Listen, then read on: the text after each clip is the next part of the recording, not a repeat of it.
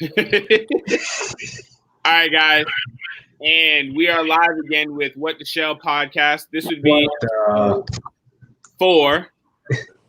We finally have all 3 of our hosts here. I mean, all three of our hosts.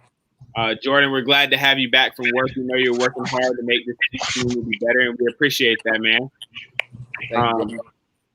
Hey, why don't you do the honors of announcing who our winner was, and so I can go ahead and add him to the podcast. Okay, if you guys don't know Evan, he goes by Turtles and More. So I can go ahead and add him to the podcast. What are you doing? The watch party, bro? Yeah. Oh no, it was like an echo. It's an echo. Yeah, no, you're good. Go ahead. Oh, okay. His name's Evan. He goes by Turtles and More on Instagram. He gave us a big shout out, followed all the directions, did what he had to do, and he became the winner. So let's bring Evan aboard. All right. All right, guys. Let's go ahead and bring Evan, aka Turtles and More, on.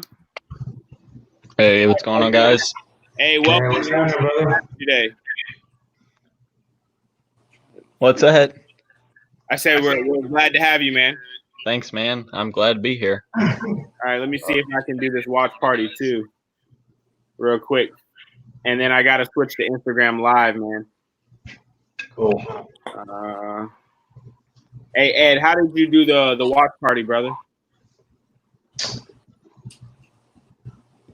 All you got to do is go to the webpage and hit watch party.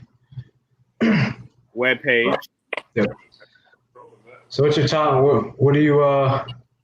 What's your main thing, Evan? I was going over some of the stuff you got. You got quite a bit, man. Especially some nice setups. Well, thanks, Ed. I've been actually keeping turtles since I was little. As most of us, I'm sure, probably started at, and just kind of grew from there. I've got a bunch of different stuff. I can't hear him. You can't hear me? I can hear him. Yeah, that's on your end, bro.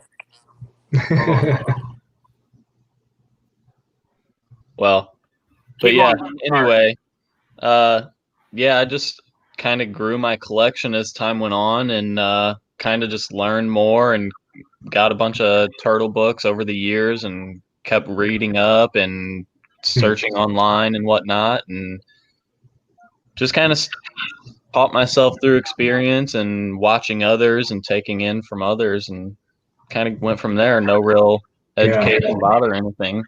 Did you find out real quick, almost like what your niche was? You know, I know I've had that phase where, you want everything and you get everything, and then you realize, well, maybe this is a little much, and you kind of fine tune, and you're like, man, I'm really more passionate about this. So you kind of load up on that more, almost like Diamondbacks or, Snappers or whatever you might have it.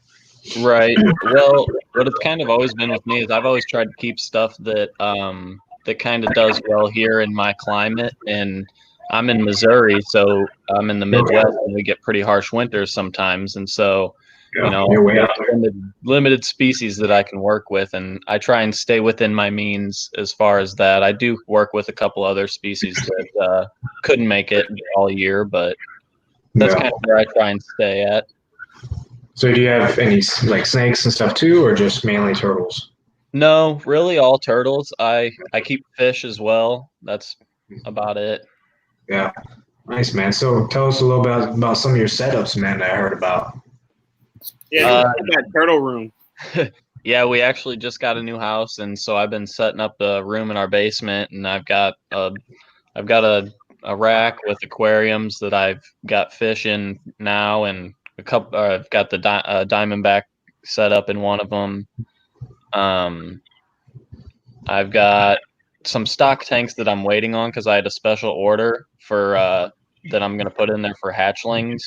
And that's going to be kind of my grow out room until everything gets big enough to go outside. And I'm actually getting ready to start working on the outside stuff and build some outdoor enclosures here soon. No, so how are you going to deal with the temperature then? Because I know I'm from Ohio originally. I got everything situated. How am I going to deal with the temperature? Yeah. Well, with the Diamondback, at least he's going to stay inside in the winters. I'm going to transfer him back and forth, but most of the other stuff that I have, I've got like northern red belly cooters, and river cooters, and an Ouachita map turtle, and some painteds, and they can all do fine outside in the winters. Yeah. Yeah, dude, you're out there, man. It's awesome that we finally got somebody on here with some other species.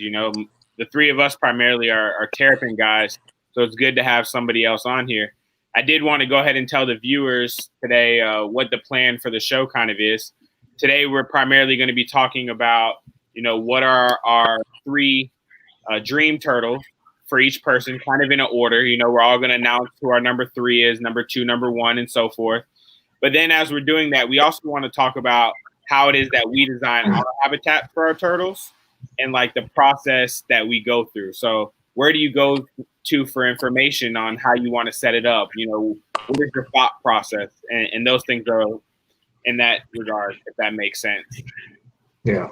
Yeah, because, you got to have a game plan. Most of us jump into it and get to species and then realize you're in for a little bit more than what you thought you were, and as you grow a little bit more into it, you kind of set up a game plan even beforehand, kind of like what you're saying. You set up a game plan for some of your enclosures and stuff now, so it's right. It's a season kind of thing. So I'm not sure how we're listed on your screen. On your screens, am I in the top left and Evan's in the bottom right? Yeah. All right. So how do you guys feel about just going around with? I'll go first. I don't care, and then we'll go around, and Jordan, you'll be last. Does that work for you? Cool. So why don't we start with our number 3, dream turtle? Number 3. One thing, guys, that we're gonna avoid today is morphs of turtles. Okay, obviously having an albino anything is more desirable than having a regular or a melanastic or however you pronounce it. But so, anyways, my number 3, and I changed it because I told Evan and Jordan yesterday what my number 3 is. My number 3 is actually a species of turtle that is native to Florida, and I can't keep. So there's a law that we can't keep them at all. I really want one, but I'm not going to break that law, and that's the Barbaros map turtle. So my number 3 is the Barbaros map turtle. They're actually found not too far from me, but for whatever reason, you can't have them at all. At least you can go out in the wild and maybe get lucky and find one. Man, listen, I feel like even if I did, there would be somebody out there who's like, I feel like I have like the devil on one shoulder and the angel on the other, like, put the turtle back. No, keep him. Put him back. So I'm not willing to risk this map. As long as you put it back, that's all that matters. Right. And they don't tell you when you got to put it back and what counts as possession. But yeah, Barbaros map turtle. Yeah, right. I'm not condoning any of this. We going up next? You're next, Ed. I'm next. Number 3, man. I'd say number 3 for me would have to be probably one of the, actually, surprisingly, just because I've had a couple tortoises, is I think it would either be the Galapagos or Audubras, just because I find it so fascinating that you can have a turtle that grows so large and just almost like, because I like, obviously, I got a big dog, and I like bigger animals, so like I think like a giant tortoise would be like so awesome just to have and a monster enclosure and stuff like that. So probably one of the Galapagos or Aldebra tortoises, just because, not only just because of just they look prehistoric, but they just the size compared. There's nothing else that really gets bigger than them, and they're on land, so that makes it even easier to deal with those kind of water changes. And they're more rare than like your sulcata. Like you could get a sulcata that'll grow big, but yeah, how many people do you know with Aldabras in Galapagos for real? Yeah. So what about you, Evan? What's your number 3? I would say my number 3 would probably be North American wood turtle. I think. Okay. I hear that they have some incredible personalities and are the smartest turtles out there, and they would obviously do well here because they're from up north. So I think those would be really cool to get into. All right, Mr. Carter. What about you, man? Hey, wood turtles are awesome, man. I would love one. Go ahead. I'm gonna go with the Madagascar big head turtle. Oh yeah. And then just the prehistoric look to them. That's an actual real. To me, that's what a real reptile would look like back in like the prehistoric ages and stuff like that. Yeah, that's probably sure. Big ass head eating everything that swims by. Yeah, trying to just take your whole hand off. I'm gonna go ahead and post this banner for the audience while we start on our number 2. I would like the audience to go ahead and tell us what their number 3 dream turtle is. Yeah. So yeah, while we're waiting for them, why don't we talk a little bit about our setups in between? Who wants to start on their process for going through setups? I want to hear up in Missouri, man. I'm from Ohio and stuff, and I know how it can be, but you don't hear a lot about West and Midwest. All right, yeah. Tell us your process, Evan. Well, I usually try and go as naturalistic as possible because honestly, I think that's the best way. Personally, I mean, everybody has their own way, and I usually set mine up like if I'm doing something outdoors, which I keep a lot of box turtles. So what I'll do is when I set them up outdoors, I'll make sure that they have an area where they can lay eggs, they can get to water, and you also want to make sure your enclosure size and enclosure placement, because you want to make sure that they get the proper sunlight that they need, and you also don't want to put them in the middle of your yard where they won't get any shade. They'll just cook in the sun. Yeah. And it's definitely all about making them feel safe, and they'll pretty much, and as long as you provide them with everything they need, they should do everything that they should do, and they'll stay healthy. And let me ask you this question. When you're trying to make a naturalistic environment, like what is your go-to? Like, how do you research for you what a naturalistic environment would look like for them? I guess I would go off of wherever they're native to, and I would look at what their natural habitat would look like and try and mimic that as best as I possibly can. Because like for my box turtles, I have part of like a wooded area, and then you do some grasses in areas so they can have like a little bit of a grassland area so they can forage, and then just a couple open areas too of just dirt for them to lay, and then I do actually have a pond that's connected to my box turtle enclosure now, so the female water turtles will be able to get out and lay in the same area. Oh, nice. What kind of box turtles do you keep? I keep 3-toads and Easterns. Okay. No, I think for me, when I try to make a naturalistic environment, I spend a lot of time looking at pictures, man. Like, I just really like look at the states they're native in, and spend a lot of time. Like my box turtle setup, although it's a lot smaller than yours, I know that box turtles like water. They don't necessarily want to stay in water, but what was important for me was to have like a 50-50 water land, not a water land tub, but 50% water, 50% land, so that they could choose. And it's funny because, like you guys know, I got 2 new box turtles. Well, they were kept primarily on land. Like they were in oak leaves and, like a wooded area. Well, as soon as I put them in my enclosure, they went straight to the water. And every time I go out to look at them, I literally only find them in the water. And it just kind of made me think like, maybe that's where they feel more comfortable at that size, like right on the river bank or stream bank, Oh, and they love it. And keep cool. Right. I mean, we're in Florida. Well, you're not, but we're in Florida, dude. It gets hot, man. Oh yeah, even here, I mean, I'll see them on 70-degree or even 60-degree days, and they'll just be sitting in the water, and all you'll see is their head and the top of their shell popping out, and they'll sit there for hours. I had one Eastern turtle that stayed in her water bowl for probably 3 weeks straight. She would sleep in there too. Hey, she was chilling. I was gonna say I was in one of the Facebook groups, I think last night, and a guy found the eastern box turtle and said he was going to release it in his backyard where he had a stream, and people went nuts, bro. Like, they were like, that's a dry land turtle. They don't like water. And I'm like, guys, box turtles can swim, okay? Like, you are fine. He said a stream, not the ocean, okay? Like, right. Relax, okay? But, I mean, I feel like people automatically assume box turtle, oh, that's like a tortoise. Oh, they don't want to be near water. You know, like, all living things like water, let's be honest. Mm-hmm. Yeah. But, yeah. I don't know about that. You say you don't know about that? I don't know about that. You don't like water? I got some friends definitely afraid of water. So not necessarily being in water, but you need water for survival, you know?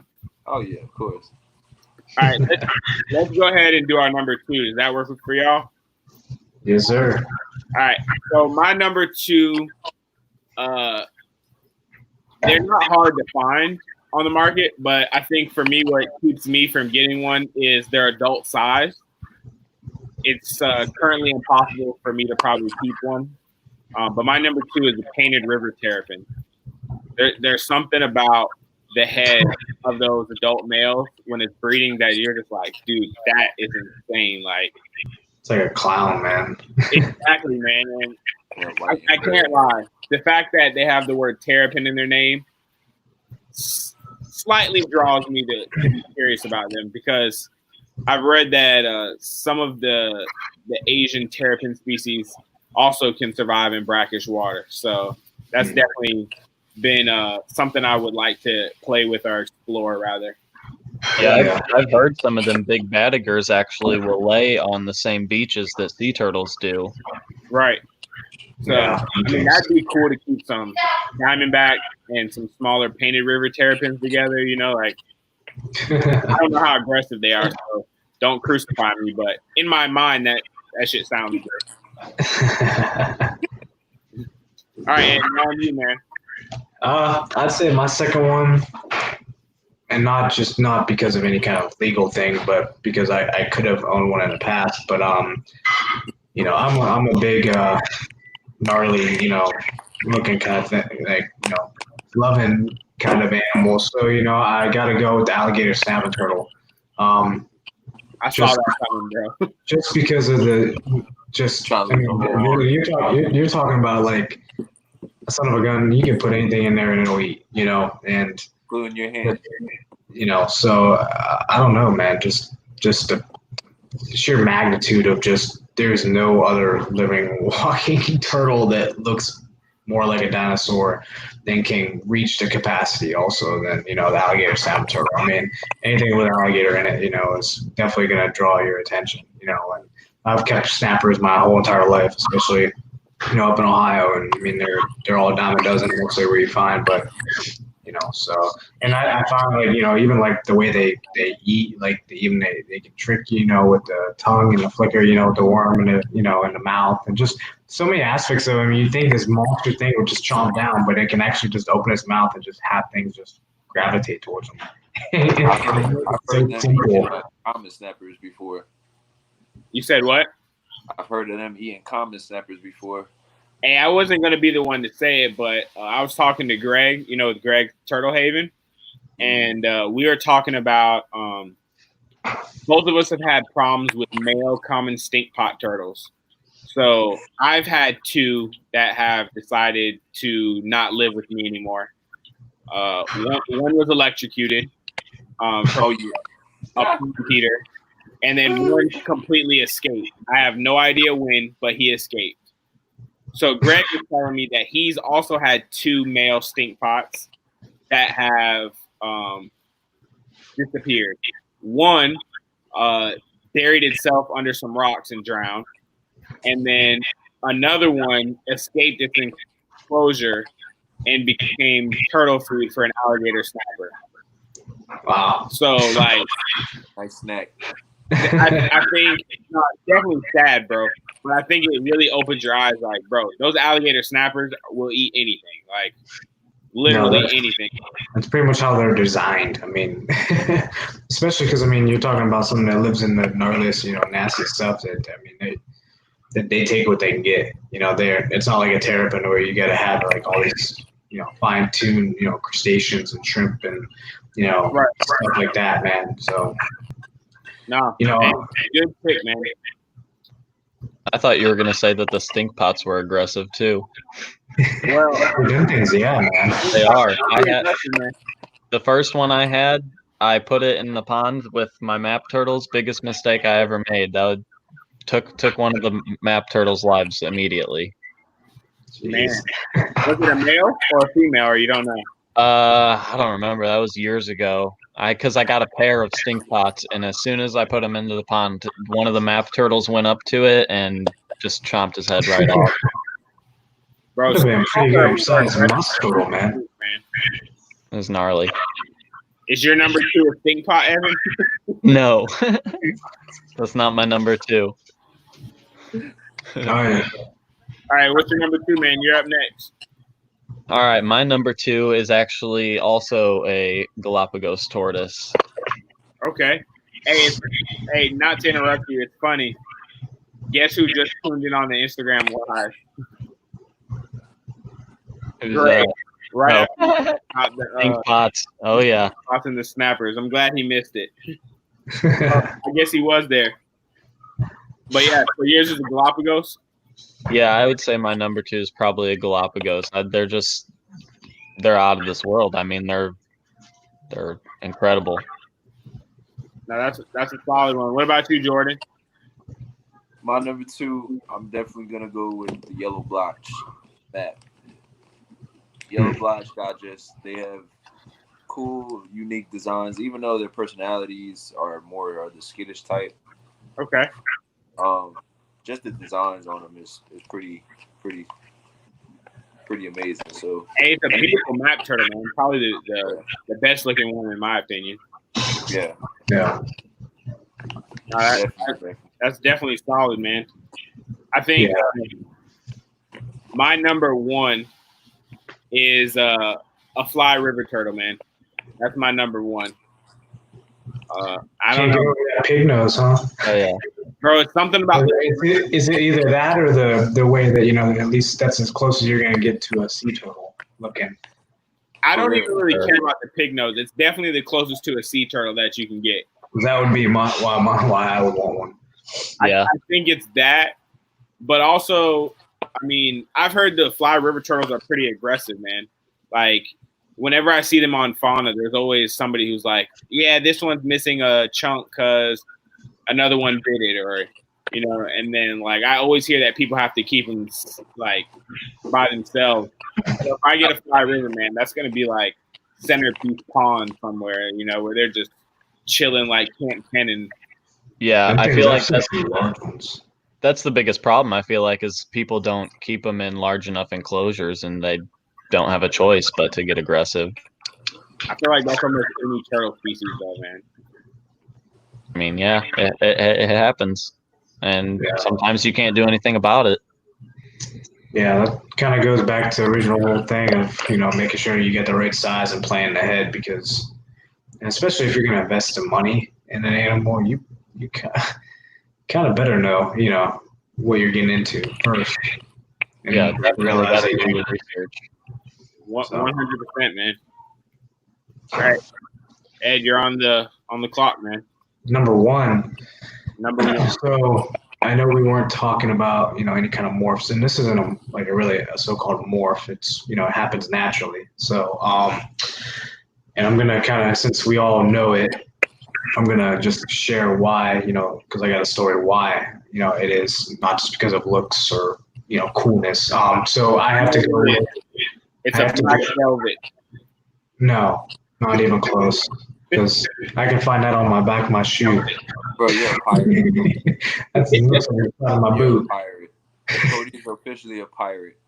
I'm gonna start selling those black velvets, bro. Right. You're gonna find me. So it is going to be a terrapin, but it's going to be spotless, ornate.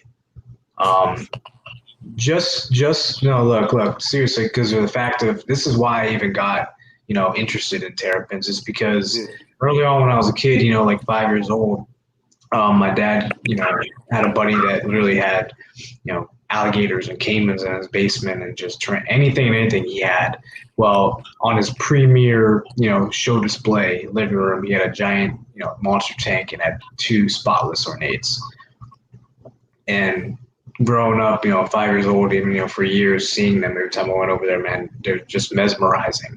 I mean, like ghosts, it's like going through, swimming through the water. So just that's why, it got me into them and really, grew my passion for them because not only are they, and the beautiful thing is they're still very, high class, high quality, just still very desirable also, which kind of makes it even more like, I want. So definitely have to go with an ornate, but preferably spotless. Hey, let me ask you a question. So I've seen kind of 2 different variations of the spotless. Are we talking spotless complete body too?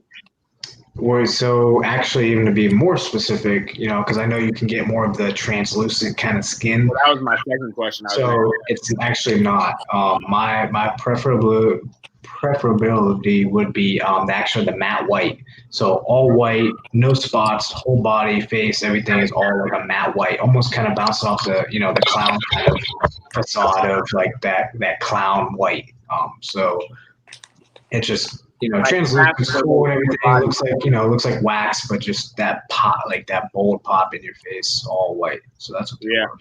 No, those things are separate. And they're harder to even come by even more than the translucent, I feel like. So for sure, man. All right, Evan, you're on the clock.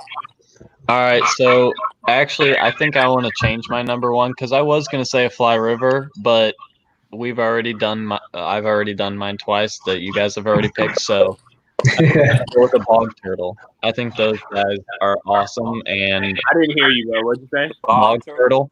Bog turtle. Yeah. Highly. Yeah, and I think it would be cool to be successful with them in captivity. Yeah.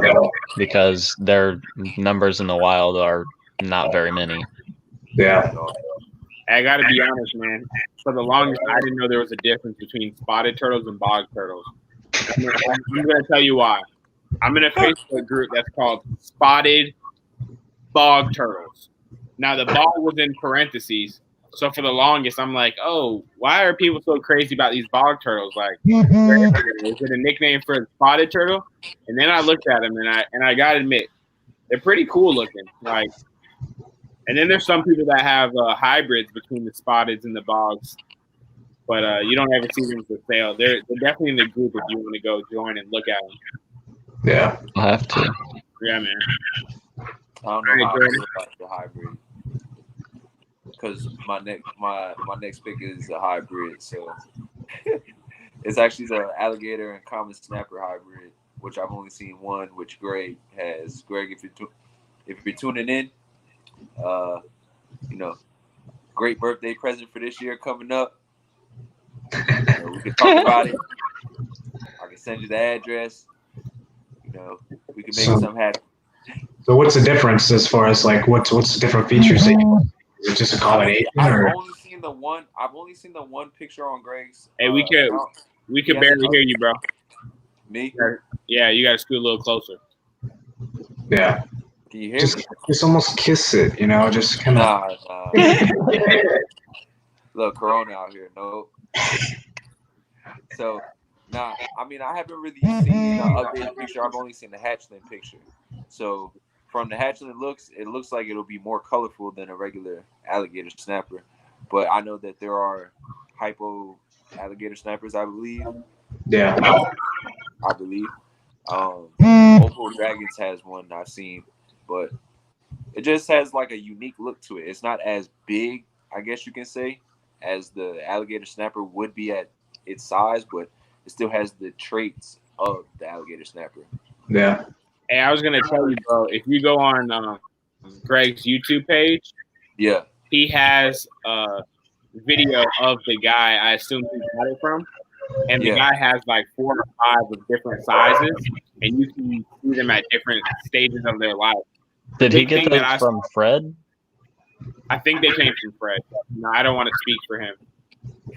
The big, it's a guy named Fred. He's been on like Camp Cannon. He's on Greg's YouTube. Fred Grunwald. Yeah, he keeps Cayman and things of that nature. Yeah.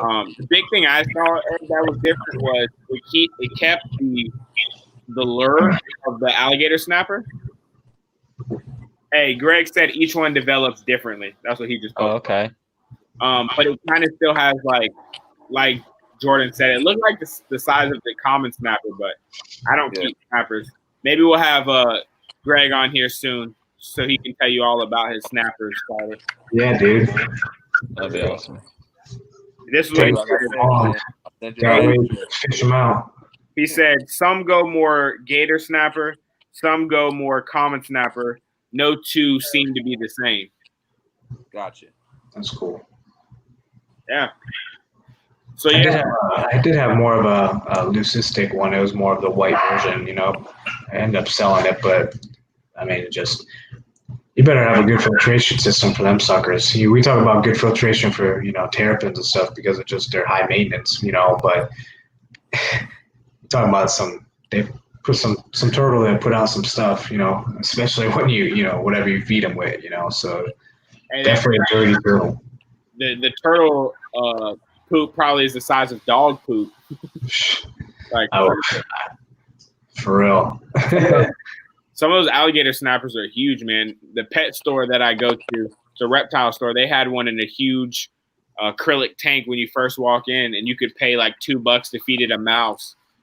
And I just looked, I'm like, dude, what are you guys using to filter this tank? Because the water is always clear, but like you said, that's a huge bio load, man. All right, yeah. So speaking of, I mean, what's everyone's like kind of go-to as far as when you talk about setup, like filtration-wise? I mean, what have you guys had the best luck with, or even kind of like what you've stuck with, you know, for filtering? Because a lot of people make their own, and you know. Who wants to start? I'll start. All right, go ahead, bro. Mine is, I'll put it in naturalistic, quote, like parentheses, basic. That way, less maintenance. So I go the route of giving like artificial mangrove plants, because I am in brackish waters. Not too many plants that survive in brackish water besides mangroves, but I don't have mangroves yet. Along with plastic plants, but I also don't give them the whole bottom substrate. I give them about this size. Oh, about a 3 foot. I say about a 2 foot size box. You know, Tupperware full of crushed coral, and then they do what they do with it. They dig in it and stuff like that. So, in my filters, I use flowables. So, yeah.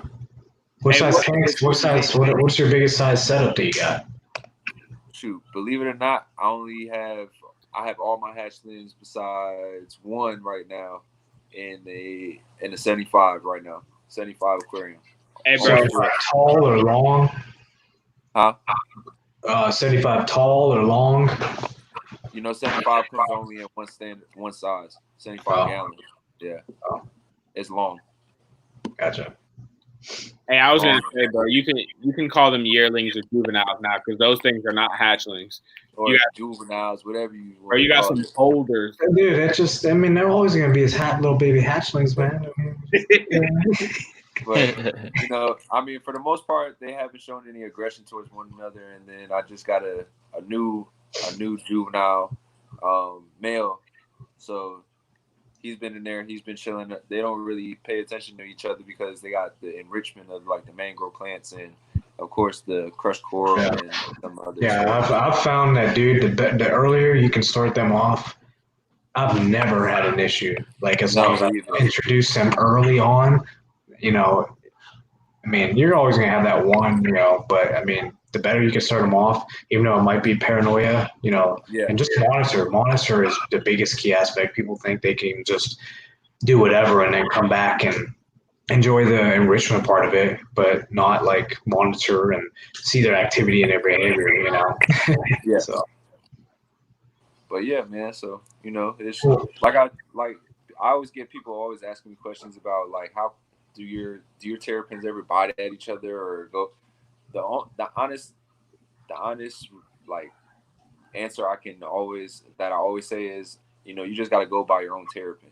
You know what I'm saying? Because each terrapin is different. Like when I first got Scoop, you guys will see Scoop on my page, my Instagram page, Swamp Life Exotics. But when I first got her, I used to think she was gonna be a biter, you know, a little nipper until, you know, she got a little bit bigger and joined the group. But because she would always open her mouth wide and just sit there, and I'd be like, oh my gosh, here we go. I thought I was gonna have to quarantine her before Corona. So it's just, you know, some things, like I said, some things, like I believe, like Ed said, if you start them out around each other from young, they won't have so much aggression to any size setup. Of course, too small is too small, but to any size setup that you put them in, because if you give them the proper enrichment and give them stuff to take their mind off each other, and properly fed too, don't forget properly fed too, then, you know, I feel like they'll be fine. Yeah, I feel like even the stages, like, you know, when usually when I get hatchlings, it's of any kind of turtle, it's usually like I never like to go beyond like lower than a 20. I don't know why. Sometimes I go, you know, 10, but like 20 is like just because 10 they grow so, you know, they don't care what turtle it is, they grow, you know, they'll grow out of it real quick. So usually start out with a 20, and then and then from there is like usually like a 75, and then, you know, my highest is I got 300. You know, so I got 300 flown with, you know, fluval. Yeah, I had 6 I just put in there, and another marine land, and, you know, I got water going crazy, you know, because I need to see my turtle. Like I don't know how anyone can like not have the right stuff they need to be able to. I mean, you're paid for it, you're taking care of it. I mean, you know, at least be able to see it and enjoy it. You know, exactly. So yeah. That's why I'm in between a rock and a hard place. Like, do I want to go stock tank? Do I want to go bigger aquarium? You know, because I like this. You know, I like to come over and watch. You know, what I'm saying? And that's kind of like what my take is. But like, once they get beyond the juvenile, I feel like there's two purposes. I feel like there's two purposes behind the glass. Like, I love starting out with glass, not only because it's easier in the beginning, because it's just a glass tank, but I've noticed, like, if you see or have interacted with any of the turtles I've ever had, I mean, they are like puppy dog tame. And that's because I work with hands-on, not only just because of, you know, feeding them separately in separate containers and always handling them, but the more interaction, the more they're able to see you, and, you know, and stuff like that early on into past their juvenile stage. When they become adults, you know, they're not going to, you know, bolt the moment they have to see the door open or something like that. You know, so that's just been a key enrichment element to just work with your animal. Obviously, take precaution and always wash your hands, you know, stuff like that. But like, I mean, I'm a hands-on guy, man. Like, I need to, you know, be able to, you know, play with my turtles, man. You know, that's what keeps us little. That's what keeps us kids at heart. Like, in my opinion, I mean, true. So, I think for me, my biggest is also 300-gallon stock tank. I think for me, the way I choose the filter, I go kind of cost efficient. I do have canister filters, but I also have some DIY filters. I found that because my stock tank is partially in the ground, that like the FX6 doesn't filter it as well because the hoses are going down into the tank.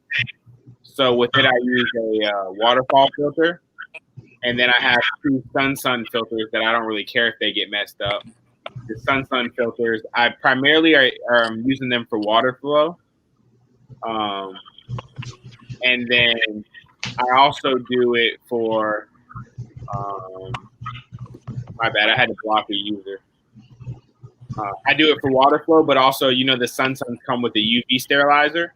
Yeah. And my tank is outside, and so it helps with the algae. For my inside enclosures, I use primarily canister filters, but on hatchlings, I like the Whisper 40i filters. They're not that great, but, you know, you can keep them in the tank. They're easy to clean. They help keep the water clean. Yeah.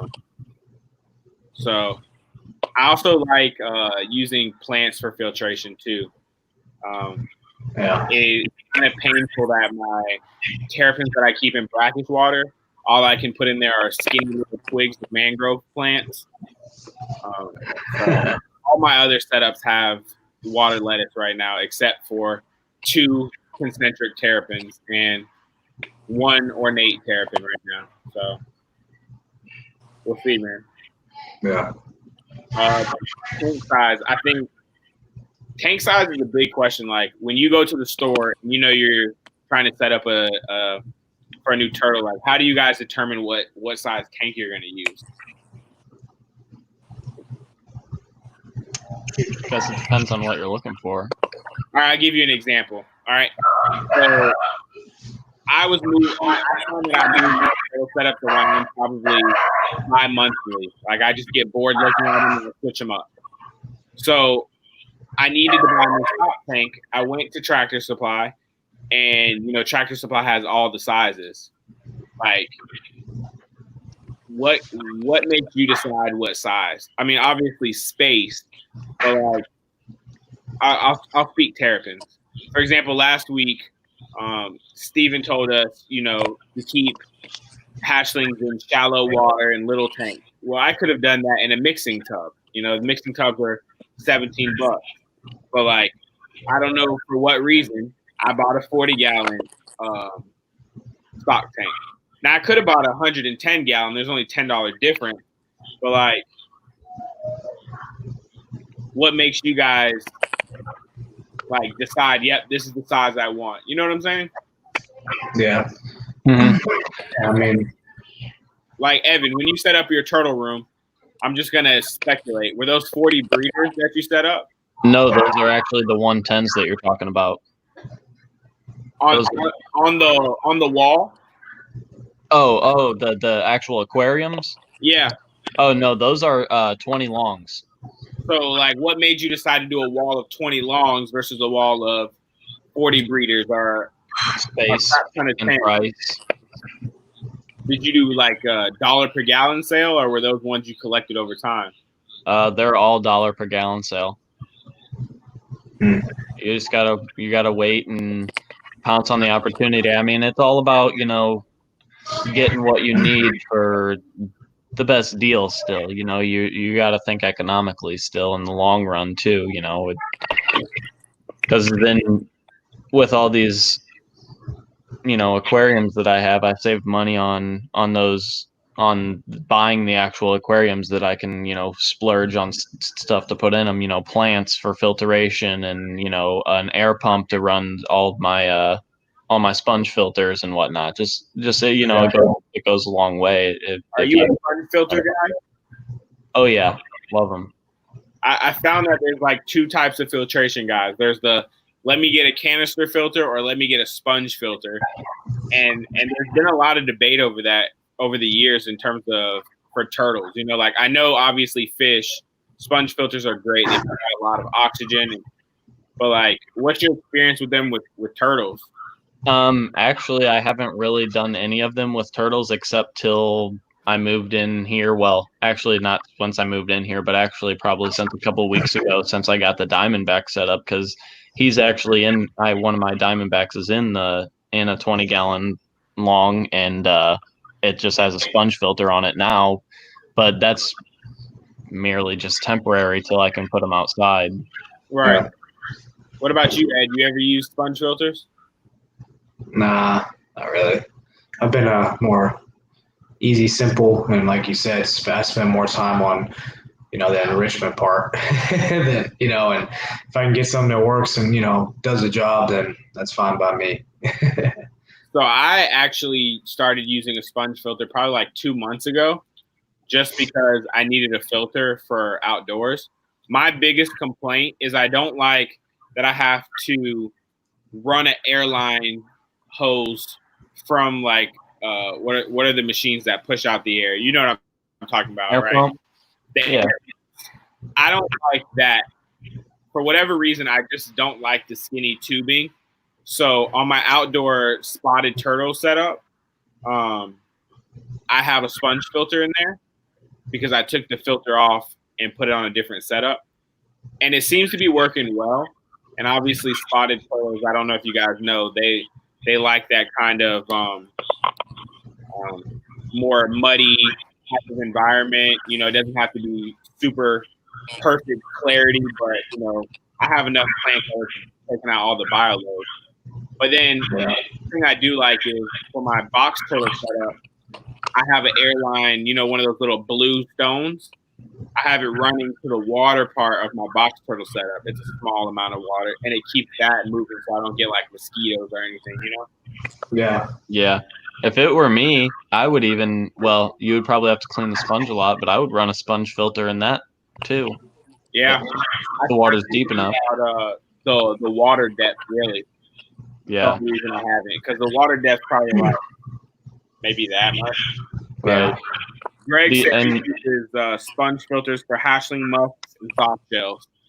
You can also use run sponge filters with power heads. How does that work?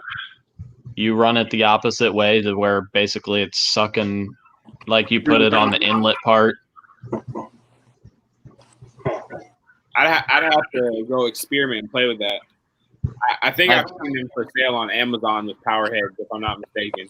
Yeah, I've only seen people do it on like YouTube and whatnot. I've never done it myself. I always just use an air pump just because they go a long way. I bought a $25 air pump and it runs 7 aquariums right now. How do you get it to run 7? You just got those splitters and things? Yeah. I just got a splitter and have hose running to each one. That's pretty solid. No. So what do we got for that time? Is that time? Who's got that guess your turtle? We do. I have to guess that turtle. You do? Leslie commented and said when you use it like a power head, it's like a blue filter kind of. Yeah, pretty much. And I think you can even put it in line as like with your intake, like almost as a T, and because it'll still have suction on it.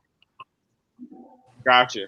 So it'll almost filter out like the smaller stuff while your canister filter or whatever you have running can filter out the big stuff. I do gotta admit, I do like the bubbling aspect of sponge filters though too. Like I have one just because in my Mac Turtle setup they're hatching. But I gotta admit, like the bubbles coming up, it does look cool, but I'm pretty sure it's not doing much. It helps my plants grow like crazy, I'll tell you that. Indoor plants or outdoor plants? Indoor. I don't have any set up outdoor yet. I'm actually getting a bunch of 55-gallon drums that I'm going to set up outside for fish, and I'm going to put sponge filters in each one. What kind of plants are you growing in your tanks indoors? I've got hornwort, duckweed, guppy grass, Java moss, anacris, bunch of assorted stuff. I've got water sprite, green camboba. Oh man, you're deep. I don't know if you guys know. Well, you probably do. I attempted to ship some water lettuce this week, and I sent 5 orders, and I think all 5 of them arrived dead. How'd you ship them? So the first time I went to the post office, I used Ziploc bags, and then I put the Ziploc bags in a trash bag. The Ziploc bags had a little bit of water.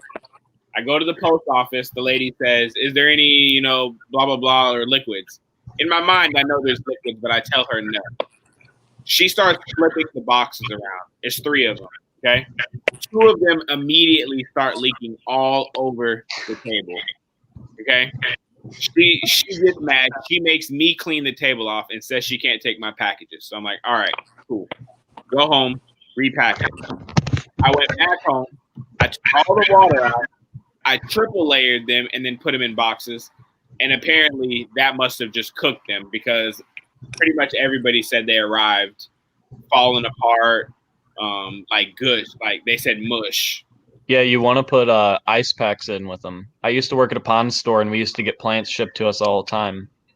They overnight them like you would an animal, basically. They overnight them and like put ice packs in with them. So I definitely didn't overnight them. They were 2 days shipped.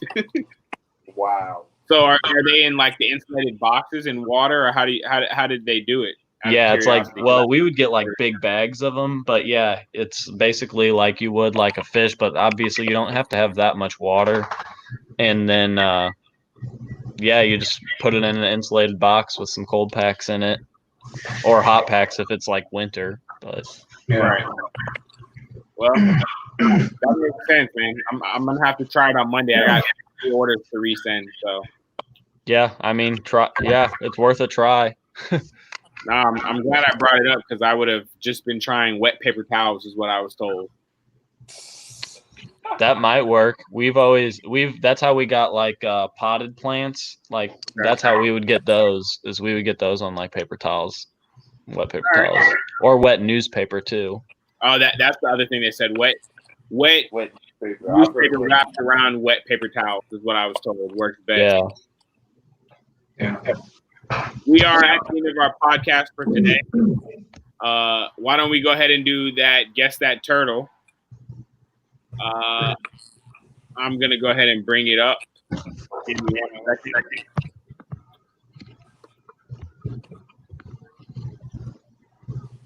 Oh man, it's super small. Can y'all see it? No, not yet. Nope, not yet. Oh, I didn't share my screen. Give me 1 second. The people on Instagram could see it.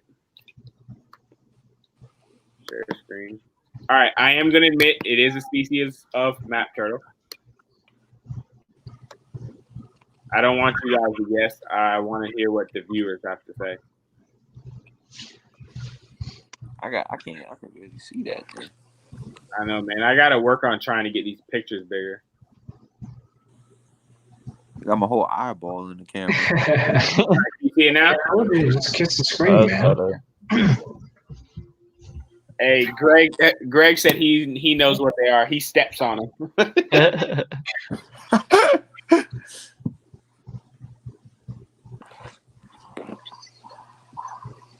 All right, I'm gonna take it down. Okay. Any guesses yet here? Hey, any guess? Evan, Ed, any guesses? Nope. It's a map. It is a map. Greg says it's his favorite map turtle. He made an entire video about them. It might not. I'm not a big map turtle. I'm not a big map turtle guy. All right, let's go by order of elimination. We know it's not a yellow blotch. We know it's not an Escambia. We know it's not an Escambia. It's not an Escambia. All right. It's not a quick. What is it? A quachon? Ask Evan. He has one. Is that a quick? How you say it? An Alcida? Yeah. It's not one of those. Nah. It's not a false map. It's not a Mississippi map. They're not found. They're only found in the South. I'm pretty sure it's a Barber's. It is a Barber's map turtle. I thought you guys did it because I put it on my list, man. I put it on my list for that reason, if I'm being completely honest. I'm trying to give you a clue, man. Yeah. That's why Greg said he steps on them, because they're in Georgia and North Florida, man. Oh yeah. Is that about right, Greg? Did I miss? I knew it was a southern species. I think it was pretty cool looking, man. It's not as fancy looking as the yellow blotched or even the ringed maps. I'm surprised you didn't mention the ring map, Jordan. But I know. I was Barbaro's map. But it was no shell pattern really. So yeah, I think I've seen two like very distinct map features. They either have crazy heads or crazy shell. You know, it's not both that I've. Yeah. So. Up here, they only have subtle differences. They all have just a little bit of a different yellow mark on their heads, because we got false maps, Mississippi maps, and Alchitas, and then we have commons. Those are the only ones you can really tell the difference of easily. Yeah. No, that's interesting, man. I always wondered why they were called false map turtles, but I'm sure that's probably would have to get a map turtle expert. It's actually a broken line in like the Mississippi maps. They have the big crescent around their eyes. The false maps will have a broken line. I think my thing was more so you could have named it anything. Why give it the name false map turtle? That I don't know. You know what I'm saying? Like I only know the map turtle part, not the false part. Right. No, hey, I appreciate that. There's a lot of people that try to sell map turtles, especially to like guys that want to do hybrids with terrapins and maps. And I look at them, and honestly, half the time I'm like, they just look like a map turtle. If I'm being honest, like I can't. More honest. But yeah. So guys, we are at the end of the podcast. We appreciate you for being on today, Evan. We're glad to get a pleasure, bro. What'd you say? No, I was just saying it was a pleasure, man. Yeah, most definitely. It was definitely a pleasure. A pleasure. I said a pleasure. That's the name of the word. It was definitely a pleasure. We're glad you participated and helped share the flyer. If you don't have any more questions, we're going to go ahead and end it for this week. And we'll see you guys next week. All right. Thanks for having me on, guys. All right. What the shell?